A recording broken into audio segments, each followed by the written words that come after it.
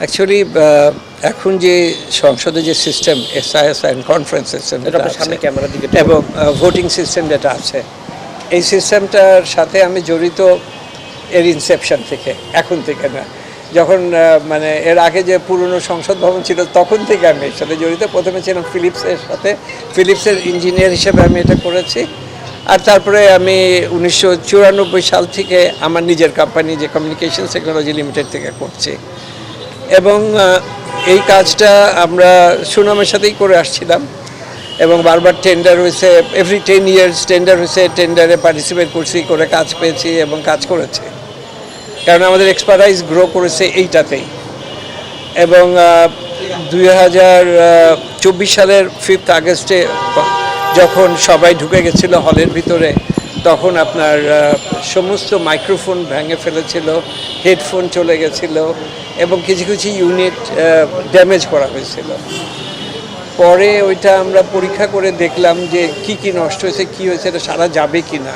একটু সামনে থেকে কথা বলেন, ক্যামেরা সামনে থেকে, আমরা এক সাইড হয়ে যাচ্ছে। আচ্ছা, এটা সারা যাবে কি না এটা আমরা দেখলাম এবং এটা আমরা দেখে আমরা একটা প্রাক্কলন তৈরি করে দিই যে এই এই জিনিসগুলো লাগালে এটা ঠিক করা যাবে। তারপরে সেই প্রাক্কলনটার অনুসারে একটা টেন্ডার হলো। টেন্ডারে আমরা লোয়েস্ট হতে পারি নাই, আমরা 4 কোটি টাকা আমরা হয়তো দিয়েছিলাম, 3 কোটি 99 সামথিং, আর একজন 3 কোটি 82 লাখ টাকা দেওয়াতে তাকে কাজটা দিয়ে দেওয়া হয় এবং সেই কোম্পানি কাজটা করে। একদম শেষ পর্যায়ে ডিসেম্বর মাসে এসে তখন আমাদেরকে অনুরোধ করা হয় আমরা যেন কমিশনিংটা করে দিই, কারণ কমিশনিং করার মতন তাদের কোনো ক্যাপাবিলিটি, সক্ষমতা ছিল না তারা। তো ডিসেম্বর মাসে ওই যে কোম্পানি কাজ পেয়েছিল তাদের সাথে আমরা একটা চুক্তি করে আমরা 26 লাখ টাকায় এই সফটওয়্যার সরবরাহ করা এবং কমিশনিংয়ের কাজটা আমরা করে দেই। এইটুকুনি আমরা করছি এইটার মধ্যে, আর বাকি সব কাজ করেছে আর একটা কোম্পানি। প্রতিষ্ঠানটার নাম হচ্ছে আমানত এন্টারপ্রাইজ। আর কমিশনিংটা হলো এই যে আমরা নতুন সফটওয়্যারটা দিলাম, এটা তো সফটওয়্যারে কাজ করে পুরো সিস্টেমটা, সফটওয়্যার সরবরাহ করে সিস্টেমটা চালিয়ে এবং সব ডেলিগেট ইউনিট ঠিকমতো কাজ করছে কিনা, সব ফাংশন ঠিক আছে কিনা এবং পুরোপুরি কার্যক্ষম করাটা, এটাই হলো কমিশনিং করা। এবং এইটা করতে যে আমরা দু একটা যেসব ত্রুটি পেয়েছি যে এই ডেলিগেট ইউনিটটা কাজ করছে না কি, এটা করছে না, এগুলো চেঞ্জ করে পুরোটা চালু করে দিয়েছি। আমাকে ওনাদের কাছে কোথাও থেকে অনেক কমপ্লেন এসছে যে আমরা এই কাজ করে বহুত টাকা এখান থেকে সরিয়েছি এবং আমরা দেশের বাইরে পাচার করেছি। আমরা আজ পর্যন্ত প্রথম যে সিস্টেমটা আমরা দিই সেটা ডেনিডার মাধ্যমে ফ্রি দেই, মানে ডেনিডা ফ্রি দেয় সরকারকে। ডেনিশ ইন্টারপ্রিটেশন সিস্টেম, মানে সিস্টেম যেহেতু ডেনমার্কের, ডেনিডার মাধ্যমে ওইটা আর কি সরকার পায় অ্যাজ এ গিফট।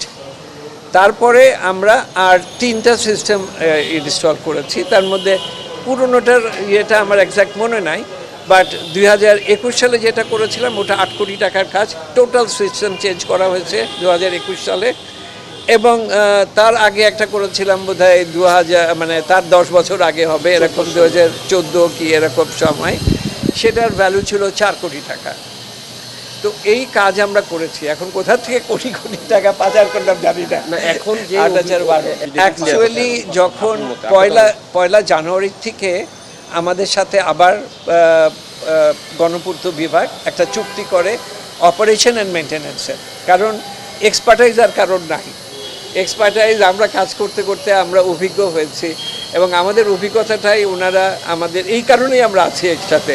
পরবর্তীতে কাজ করতে যে এই যে প্রবলেমটা হলো, পরবর্তীতে আমরা কাজ করতে যে দেখেছি মূল প্রবলেমটাই ছিল তারে ওয়্যার, এটা যে হচ্ছে নেটওয়ার্ক তারের প্রবলেম ছিল। আমরা যখন নেটওয়ার্ক তার এখন চেঞ্জ করে দিয়ে নতুন তার লাগিয়ে দিয়েছি, এখন আর কোনো প্রবলেম নাই, সিস্টেম স্মুথলি চলতেছে, আর কোনো প্রবলেম নাই এখন। ওই তারটা কারা কিনছিল, মানে 5 তারিখের পরে? তারটা মানে 5 তারিখের পরে আর চেঞ্জ করা হয় নাই, তারটা ওই আগের তারিখ থেকে গেছিলো, চেঞ্জ করা হয় নাই। এই দুর্ঘটনা মানে সেদিনকার 12 তারিখে যখন হঠাৎ বন্ধ হয়ে যায় সিস্টেমটা, এর আগে তো চলেছে। যখনই স্পিকার ওথ নিয়ে এসে বসলেন তখন হঠাৎ করে দেখি সিস্টেম হ্যাং হয়ে গেছে, আমরা আর ওনাকে লাইন দিতে পারছি না। তখন আমরা মানে করে বাইপাস করে চালিয়ে দিয়ে আমরা কিন্তু সিস্টেম চালিয়ে গেছি এবং শেষ পর্যন্ত চলে গেছে।